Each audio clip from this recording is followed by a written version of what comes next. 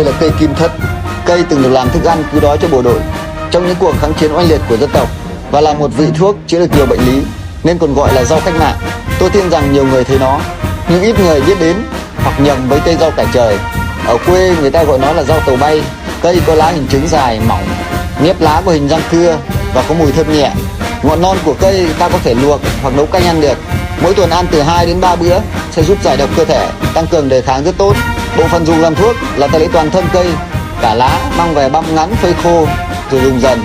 Bạn biết về cây này không?